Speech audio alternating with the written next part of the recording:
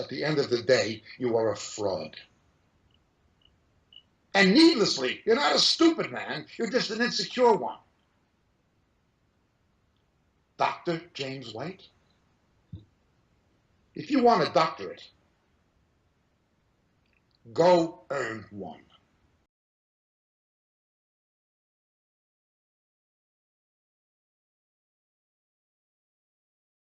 On the other hand, while I can say he's not a complete charlatan, there is a charlatan element. There's something fundamentally wrong with somebody who pretends to have valid doctorates. Dr. Benny Hinn, Dr. Rodney Howard Brown, these things are nonsense. They're degrees that are either honorary or they're awarded by a non-accredited institution.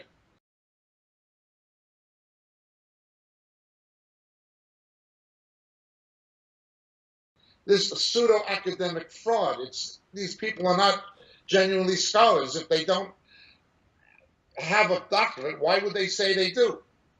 Now, from my own background, and I'm very straight about it, my background was in science, not theology. I didn't go to Bible college and seminary till I was older, which was in England and at Cambridge University in Great Britain, and at London Bible College, London School of Theology. Afterwards, I did my postgraduate research at Cambridge, at Tyndale House, and at London School of Theology for an MPhil, which I decided to convert instead of taking the MPhil into a doctorate. I did the academic research in Britain and at Cambridge and at London School of Theology under Dr. Conrad Gemp at that time. Then I was going to complete the missiological portion at Fuller Seminary under Dr. Arthur Glasser when I had a very serious accident that's left me somewhat disabled in 1996 when my daughter and myself were seriously injured. I had to withdraw from the doctorate program at Fuller at that particular time.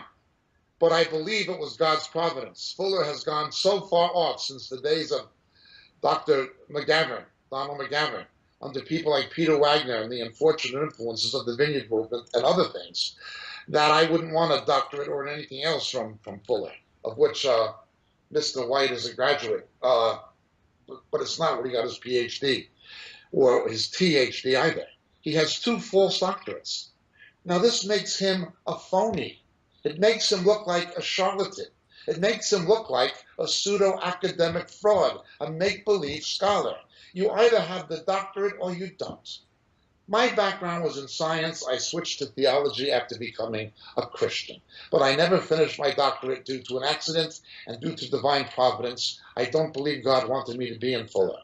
Our ministry grew and I didn't have time to finish it, and hence I do not have a doctorate. But I've had many people, institutions offering me one based on my postgraduate education and research. I could easily get a phony doctorate and put it on the wall and call myself doctor. But it's dishonest. Christians should not behave that way.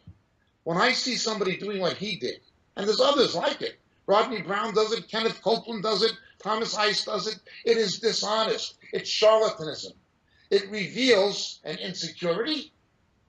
It reveals some kind of an intellectual pride and a sense of inferiority, that they have to get a phony degree from a non-accredited institution. If a doctorate is not awarded by an accredited institution, it is essentially useless. It's make-believe. They're buying titles. It's crazy. Yet he poses himself as this great learned scholar when he has 2 false doctorates. Something is wrong with this guy, not just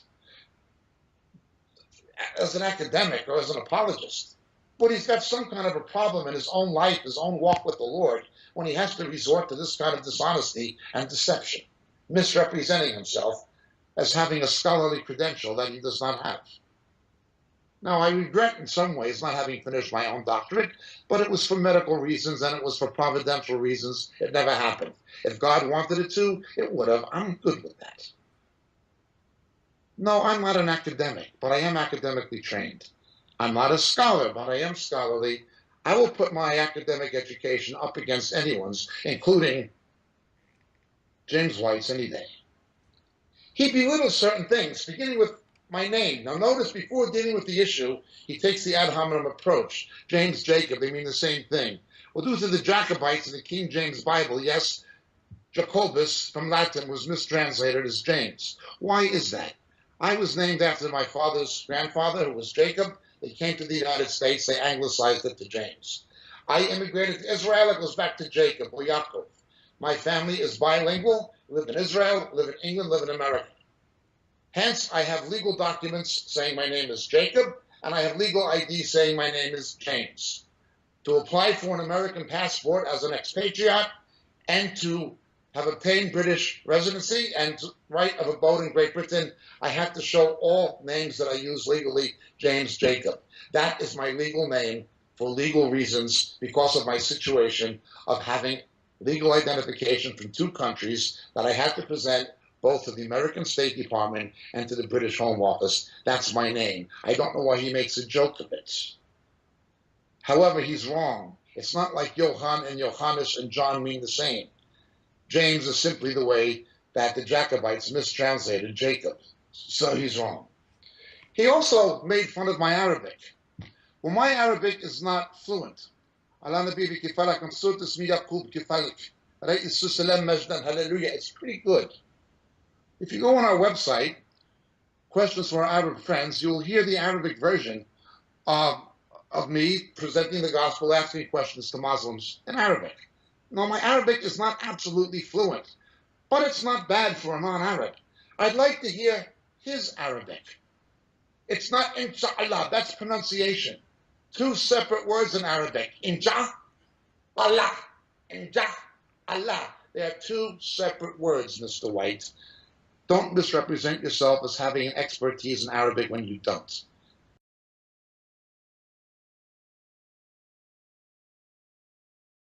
When I talk to a Muslim and I let them know that I've read the Quran multiple times, that I've actually translated portions of the Quran from Arabic, and that I have read Sahih Bukhari, almost finished with Sahih Muslim, the Muwatta of Malik, all the Hadith Qudsi, that's about at that point their jaws drop open because most of them have never done anything even close to that. Most of their imams have not done that much reading, and so they're just like, "You're kidding me," and that "you're kidding me" is every cab ride I have taken recently has had a Muslim cabbie.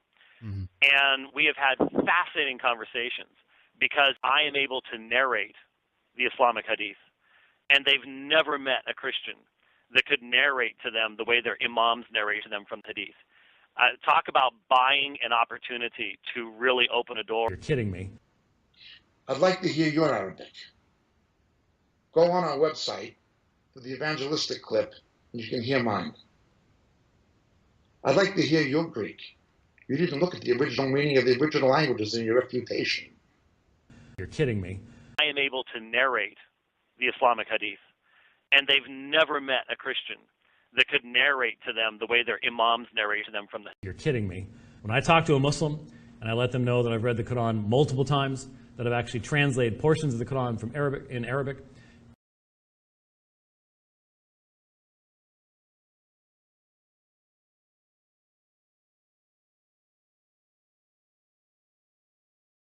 your process, and of course learning Arabic and then beginning to read the Quran in Arabic? Well, I've only read portions of the Quran in Arabic. My Arabic is not nearly as good as I would like it to be, partly because I'll be teaching in Berlin in June, and I'm trying to get my German back at the same time I'm trying to do all the rest of this stuff. And once you get to my age, languages not so much fun as they were when you were younger. Learn your languages when you're younger. Basically, I hobble along thanks to having taught Hebrew, both Semitic languages, a lot of the same roots and things like that, so it helps out a lot. You're kidding me. I'm informed by a number of people who would know in academic circles and Greek believers that my Greek is pretty good. I speak at a Greek church. I'm allowed to speak in English, but I have to expound from the Greek scriptures. I'm one of the only non-Greeks they allow in because I'm one of the only people who can expound the Greek.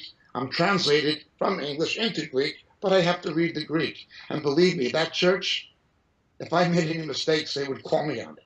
No, my Greek is pretty good. I don't think yours is all quite that good.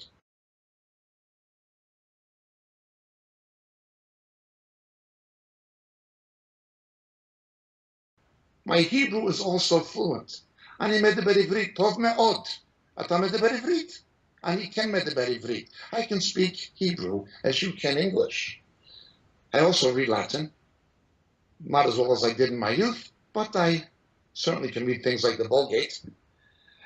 And I get this attack, some kind of demeaning. He's ignorant. He's unlearned. I don't think he's read Reformed theology. You don't get a degree from London School of Theology unless you've read Calvin's Institutes and passed an exam on it. In the British grading system, I have the equivalent of I believe, a B+. But don't tell me I'm not familiar with Reformed theology. I exactly am. And don't misrepresent what I said out of context. I never said that Calvin never spoke of the New Testament. I said the basis of Calvinism as Calvin taught it was not tulip. That came from Beza and the Remonstrance of Dort. It did. Yet you just happen to be mean. You do the same thing with Dave Hunt or with anyone else who agrees with you, setting yourself up and accusing others of creating straw men or red herrings when you cannot refute the issues they pointed out. I've said a number of times, Calvinism is essentially humanist philosophy pretending to be doctrinal theology. You also are a Reformed Baptist. You have a big problem. Calvin would have called you an Anabaptist and you would have been arrested in Geneva. Yet you foolishly, absurdly call your ministry Radio Free Geneva. In the 16th century, you would have been arrested as a Baptist in your free Geneva by Calvin's police, by Farel and the thugs and religious hooligans, the Christian Mutawa who ran it as a theocratic police state. They would have arrested you, Mr. White. Why don't you be honest? If you're a Baptist, Calvin wouldn't have liked you. Either with Zwingli, he might have drowned you. Either with Luther. Why don't you stop the nonsense? You set yourself up as having some kind of an intellectual superiority where you just demean others instead of dealing with the issues because you can't. You were unable to deny what I said about apartheid and the relationship with the Dutch Reformed Church. Your defense of Calvin's actions or the witch burnings by the Calvinists in England and Massachusetts and Salem was absurd. Simply stated, you were saying, well, the Roman Catholic Church did the same thing. That's a defense? That is a defense? The Maleficatum, this is absurd. That's not a defense. I thought the Reformation was to reform what was wrong with the church. I thought Protestantism was to put things right, not to continue the errors of Rome. Just because Rome did it, does that justify Calvin doing it? You have a warped way of thinking.